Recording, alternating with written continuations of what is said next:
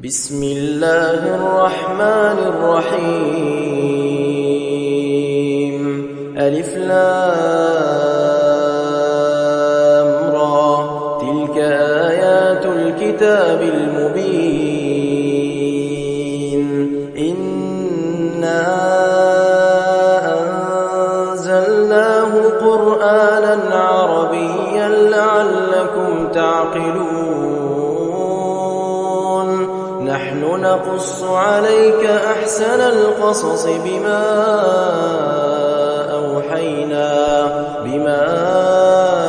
أوحينا إليك هذا القرآن وإن كنت من قبله لمن الغافلين. إذ قال يوسف لأبيه يا أبت إني رأيت 11 كوكبا والشمس والقمر رأيتهم لي ساجدين. قال يا بني لا تقصص رؤياك على إخوتك فيكيدوا لك كيدا. إن الشيطان للإنسان عدو مبين. وكذلك يجتبيك ربك ويعلمك من تأويل الأحاديث ويتم نعمته عليك وعلى آل يعقوب كما أتمها على أبويك من قبل إبراهيم وإسحاق إن ربك عليم حكيم. لقد كان في يوسف وإخوته آيات للسائلين إذ قالوا ليوسف وأخوه أحب إلى أبينا منا ونحن عصبة إن أبانا لفي ضلال مبين. اقتلوا يوسف أو اطرحوه أرضا يخل لكم وجه أبيكم وتكونوا من بعده قوما صالحين. قال قائل منهم لا تقتلوا يوسف وألقوه في غيابة الجب يلتقطه بعض السيارة إن كنتم فاعلين. قالوا يا أبانا ما لك لا تأمنا على يوسف وإنا له لناصحون. أرسله معنا غدا يرتع ويلعب وإنا له لحافظون. قال إني ليحزنني أن تذهبوا به وأخاف أن يأكله الذئب وأنتم عنه غافلون. قالوا لئن أكله الذئب ونحن عصبة إنا إذا لخاسرون. فلما ذهبوا به وأجمعوا أن يجعلوه في غيابة الجب وأوحينا إليه لتنبئنهم بأمرهم هذا وهم لا يشعرون. وجاءوا أباهم عشاء يبكون. قالوا يا أبانا إنا ذهبنا نستبق وتركنا يوسف عند متاعنا فأكله الذئب وما أنت بمؤمن لنا ولو كنا صادقين وجاءوا على قميصه بدم كذب قال بل سولت لكم أنفسكم أمرا فصبر جميل والله المستعان على ما تصفون وجاءت سيارة فأرسلوا واردهم فأدلى دلوه قال يا بشرى هذا غلام وأسروه بضاعة والله عليم بما يعملون وشروه بثمن بخس دراهم معدودة وكانوا فيه من الزاهدين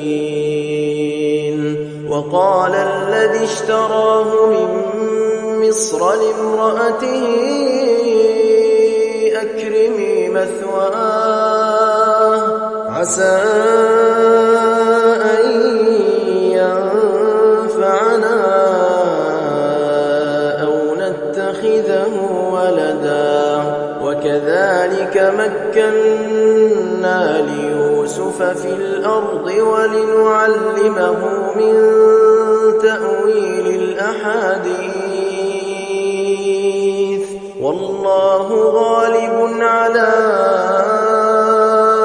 أمره ولكن أكثر الناس لا يعلمون ولما بلغ أشده آتيناه حكما وعلما وكذلك نجزي المحسنين وراودته التي هو في بيتها عن نفسه وغلقت الأبواب وقالت هيت لك قال معاذ الله إنه ربي أحسن مثواي إنه لا يفلح الظالمون ولقد همت به وهم بها لولا أن رأى برهان ربه كذلك لنصرف عنه السوء والفحشاء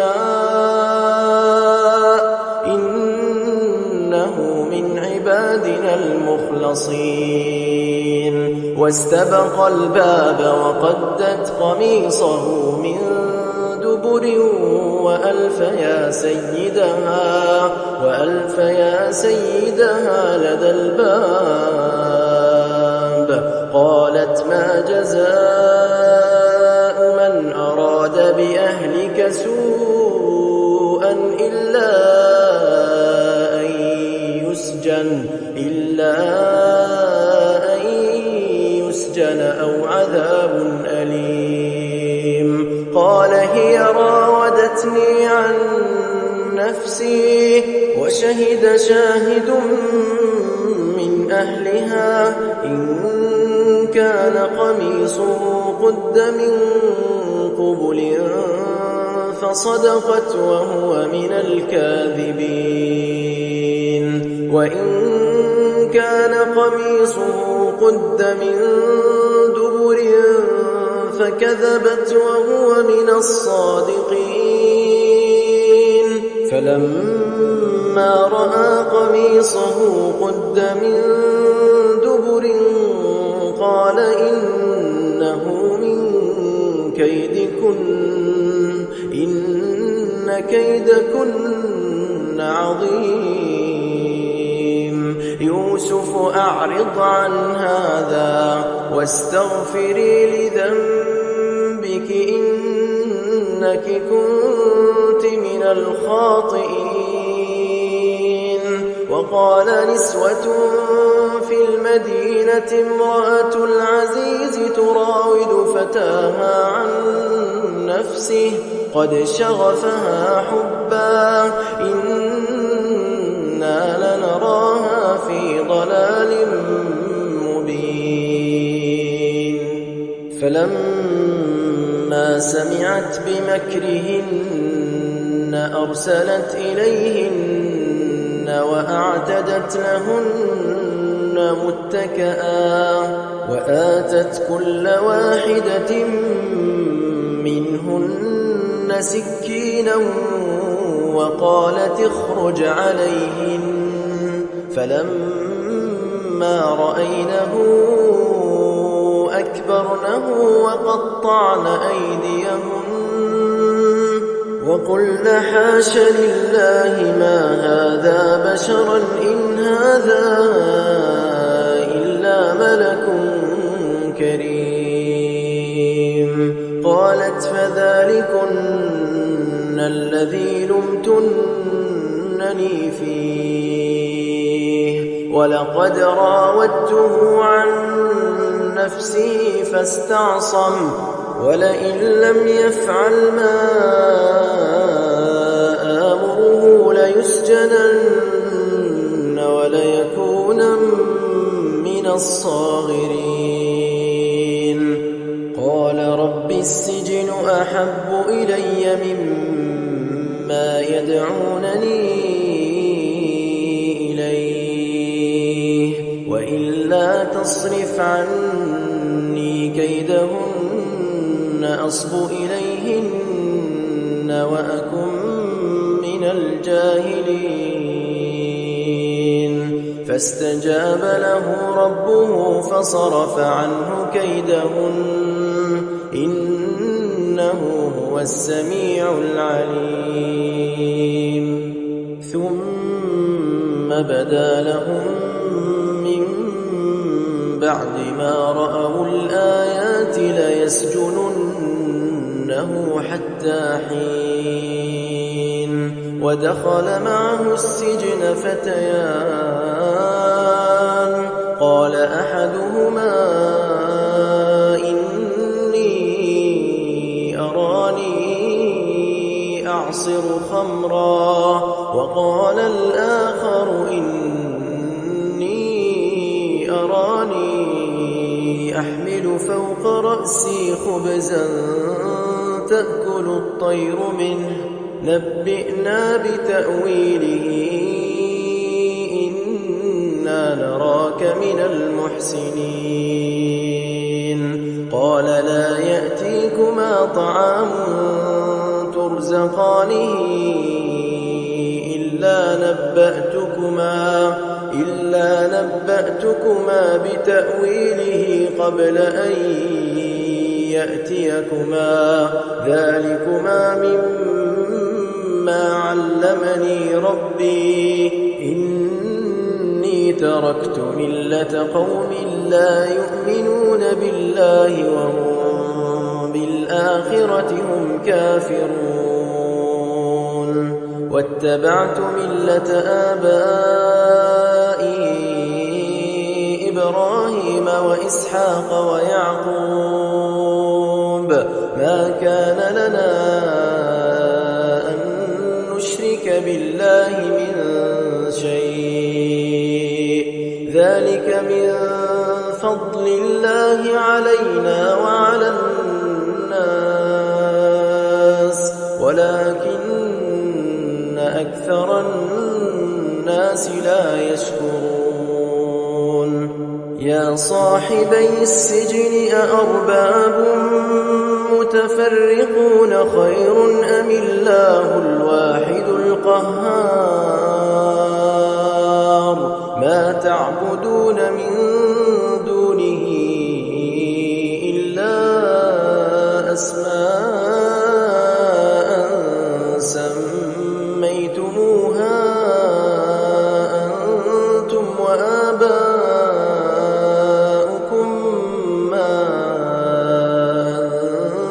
أنزل الله بها من سلطان إن الحكم إلا لله أمر أن لا تعبدوا إلا إياه ذلك الدين القيم ولكن أكثر الناس لا يعلمون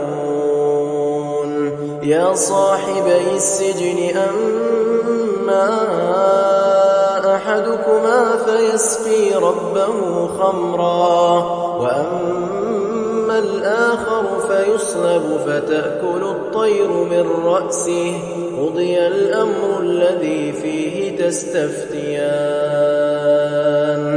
وقال للذي ظن أنه ناج منهما اذكرني عند ربك فأنساه الشيطان ذكر ربه فلبث في السجن 10 سنين وقال الملك إني أرى 7 بقرات سمان يأكلهن 7 عجاف و7 سنبلات خضر وأخر يابسات يا أيها الملأ أفتوني في رؤياي إن كنتم للرؤيا تعبرون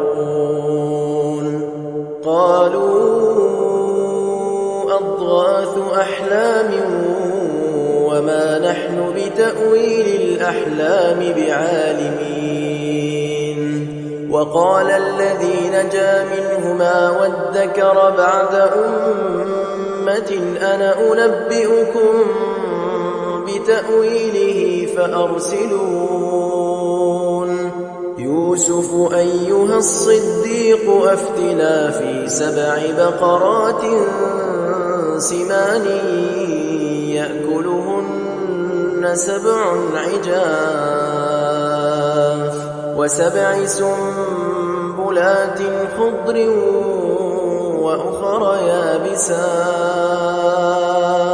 لعلي أرجع إلى الناس لعلهم يعلمون قال تزرعون 7 سنين دأبا فما حصدتم فذروه في سنبله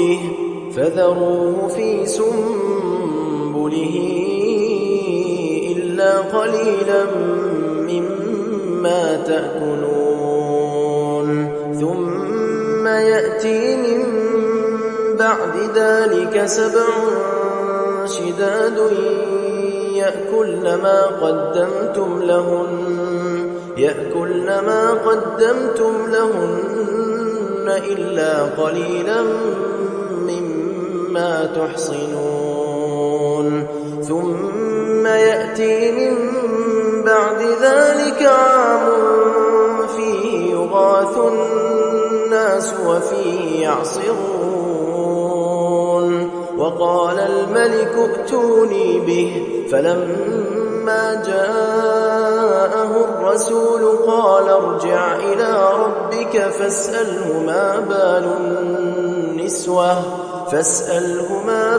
النسوة اللاتي قطعن أيديهن إن ربي بكيدهن عليم قال ما خطبكن إذ راوتن يوسف عن نفسه قلن حاش لله ما علمنا عليه من سوء قالت امرأة العزيز الآن حصحص الحق أنا راودته عن نفسه وإنه لمن الصادقين ذلك ليعلم أني لم أخنه بالغيب وأن الله لا يهدي كيد الخائنين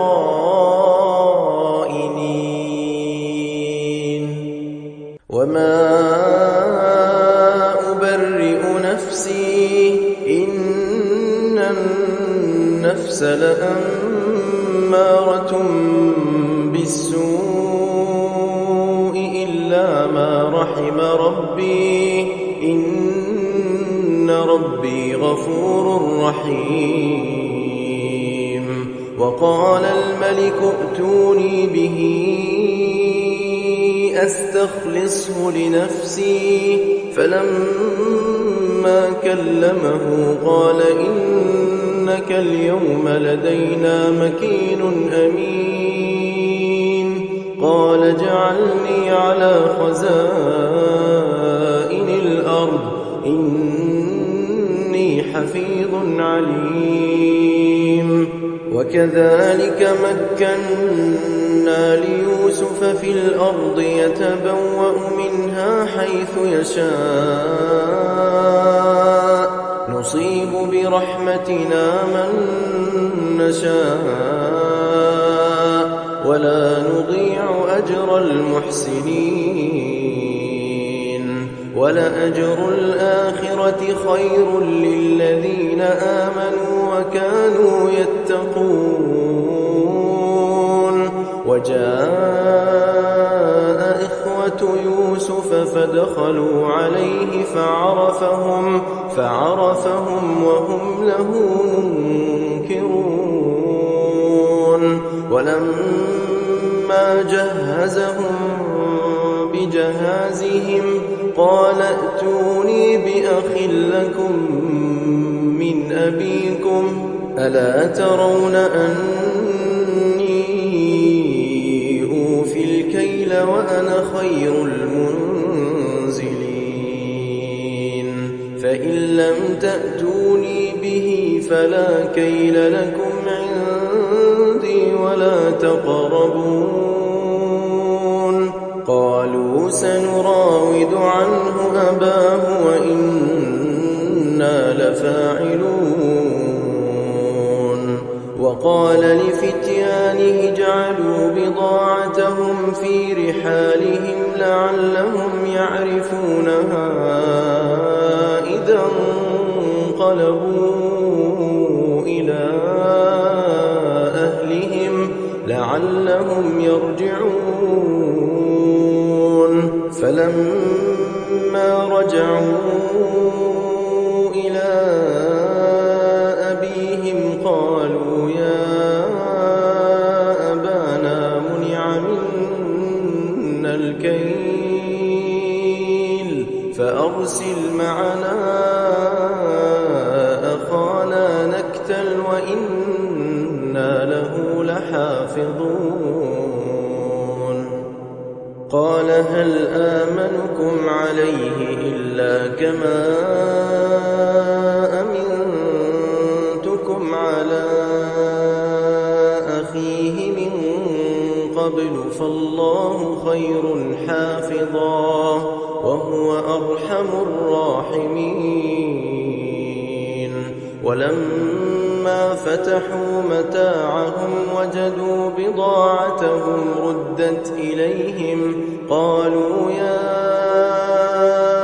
أبانا ما نبغي هذه بضاعتنا ردت إلينا ونمير أهلنا ونحفظ أخانا ونزداد كيل بعير ذلك كيل يسير. قال لن أرسله معكم حتى تؤتون موثقا من الله لتأتونني به إلا أن يحاط بكم. فلما آتوه موثقهم قال الله على ما نقول وكيل. وقال يا بني لا تدخلوا من باب واحد وادخلوا من أبواب متفرقة وما أغني عنكم من من الله من شيء إن الحكم إلا لله عليه توكلت وعليه فليتوكل المتوكلون ولما دخلوا من حيث أمرهم أبوهم ما كان يغني عنهم من الله من شيء إلا حاجة في نفس يعقوب قضاها وإنه لذو علم لما علمناه ولكن أكثر الناس لا يعلمون ولما دخلوا على يوسف آوى إليه أخاه قال إني أنا أخوك فلا تبتئس بما كانوا يعملون فلما جهزهم بجهازهم جعل السقاية في رحل أخيه ثم أذن مؤذن أيتها العير إنكم لسارقون قالوا وأقبلوا عليهم ماذا تفقدون قالوا نفقد صواع الملك ولمن جاء به حمل بعير وأنا به زعيم قالوا تالله لقد علمتم ما جئنا لنفسد في الأرض وما كنا سارقين قالوا فما جزاؤه إن كنتم كاذبين قالوا جزاؤه من وجد في رحله فهو جزاؤه كذلك نجزي الظالمين فبدأ بأوعيتهم قبل وعاء أخيه ثم استخرجها من وعاء أخيه كذلك كدنا ليوسف ما كان ليأخذ أخاه في دين الملك إلا أن يشاء الله نرفع درجات من نشاء وفوق كل ذي علم عليم قالوا إن يسرق فقد سرق أخ له من قبل فأسرها يوسف في نفسه ولم يبدها لهم قال أنتم شر مكانا والله أعلم بما تصفون قالوا يا أيها العزيز إن له أبا شيخا كبيرا فخذ أحدنا مكانه إنا نراك من المحسنين قال معاذ الله أن نأخذ إلا من وجدنا متاعنا عنده إنا إذا لظالمون فلما استيئسوا منه خلصوا نجيا قال كبيرهم ألم تعلموا أن أباكم قد أخذ عليكم موثقا من الله ومن قبل ما فرطتم في يوسف فلن أبرح الأرض حتى يأذن لي أبي أو يحكم الله لي وهو خير الحاكمين. ارجعوا إلى أبيكم فقولوا يا أبانا إن ابنك سرق وما شهدنا إلا بما علمنا وما كنا للغيب حافظين. واسأل القرية التي كنا فيها والعير التي أقبلنا فيها وإنا لصادقون.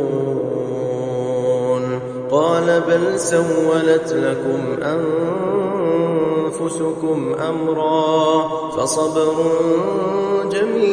جميل عسى الله أن يأتيني بهم جميعا إنه هو العليم الحكيم. وتولى عنهم وقال يا أسفا على يوسف وابيضت عيناه من الحزن فهو كظيم. قالوا تالله تفتأ تذكر يوسف حتى تكون حرضا أو تكون من الهالكين. قال إنما أشكو بثي وحزني إلى الله وأعلم من الله ما لا تعلمون. يا بني يذهبوا فتحسسوا من يوسف وأخيه ولا تيأسوا من روح الله إنه لا ييأس من روح الله إلا القوم الكافرون. فلما دخلوا عليه قالوا يا أيها العزيز مسنا وأهلنا الضر وجئنا ببضاعة مزجاة فأوف لنا الكيل وتصدق علينا إن الله يجزي المتصدقين. قال هل علمتم ما فعلتم بيوسف وأخيه إذ أنتم جاهلون؟ قالوا أئنك لأنت يوسف؟ قال أنا يوسف وهذا أخي قد من الله علينا إنه من يتق ويصبر فإن الله لا يضيع أجر المحسنين. قالوا تالله لقد آثرك الله علينا وإن كنا لخاطئين. قال لا تثريب عليكم اليوم يغفر الله لكم وهو أرحم الراحمين. اذهبوا بقميصي هذا فألقوه على وجه أبي يأت بصيرا وأتوني بأهلكم أجمعين. ولما فصلت العير قال أبوهم إني لأجد ريح يوسف لولا أن تفندون. قالوا تالله إنك لفي ضلالك القديم. فلما أن جاء البشير ألقاه على وجهه فارتد بصيرا قال ألم أقل لكم إني أعلم من الله ما لا تعلمون قالوا يا أبانا استغفر لنا ذنوبنا إنا كنا خاطئين قال سوف أستغفر لكم ربي إنه هو الغفور الرحيم فلما دخلوا على يوسف آوى إليه أبويه وقال ادخلوا مصر إن شاء الله آمنين ورفع أبويه على العرش وخروا له سجدا وقال يا أبت هذا تأويل رؤياي من قبل قد جعلها ربي حقا وقد أحسن بي إذ أخرجني من السجن وجاء بكم من البدو من بعد أن نزغ الشيطان بيني وبين إخوتي إن ربي لطيف لما يشاء إنه هو العليم الحكيم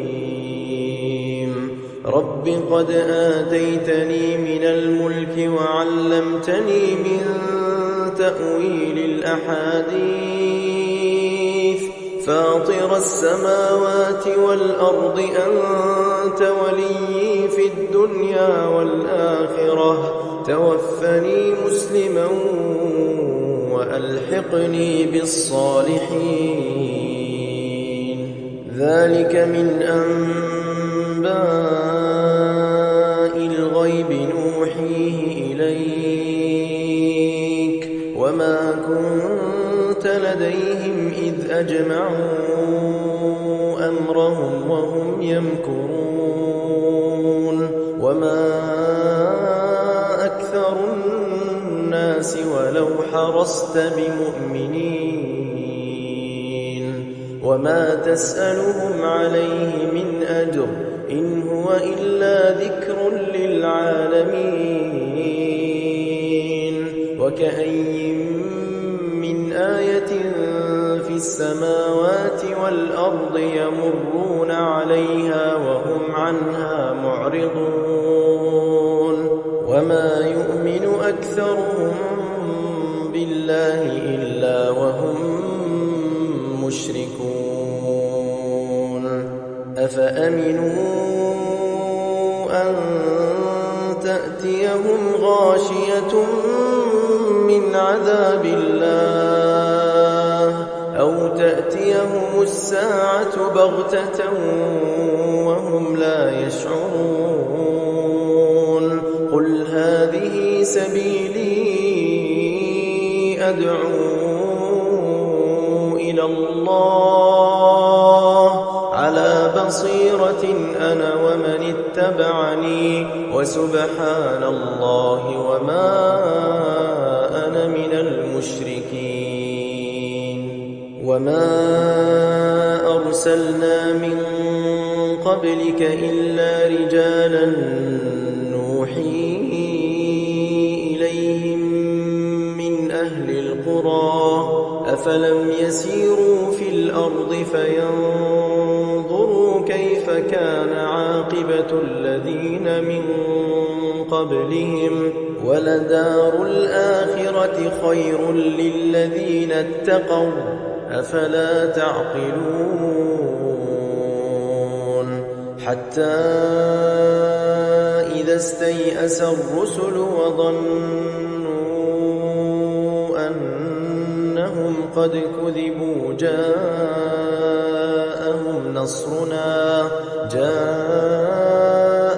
نصرنا فنجي من نشاء ولا يرد بأسنا عن القوم المجرمين لقد كان في قصصهم عبرة لأولي الألباب ما كان حديثا يفترى ولكن تصديق الذي بين يديه وتفصيل كل شيء وهدى ورحمة لقوم يؤمنون. إنما المؤمنون الذين إذا ذكر الله وجلت قلوبهم. بسم الله الرحمن الرحيم. ألف لام را تلك آيات الكتاب المبين. إنا أنزلناه قرآنا عربيا لعلكم تعقلون. نحن نقص عليك أحسن القصص بما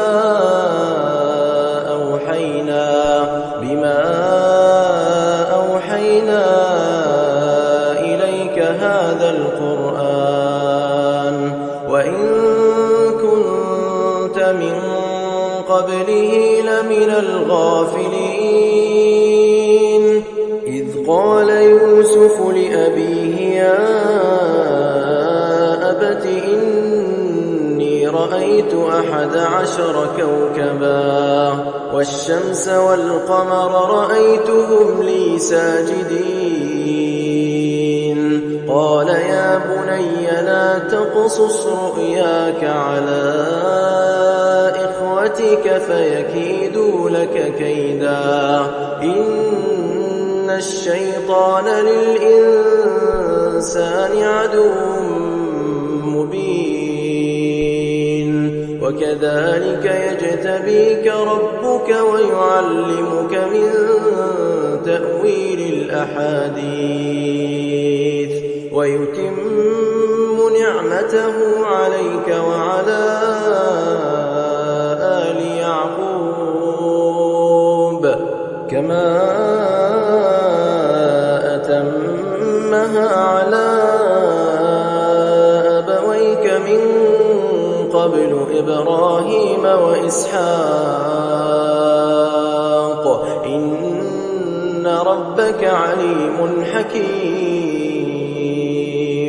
لقد كان في يوسف وإخوته آيات للسائلين إذ قالوا ليوسف وأخوه أحب إلى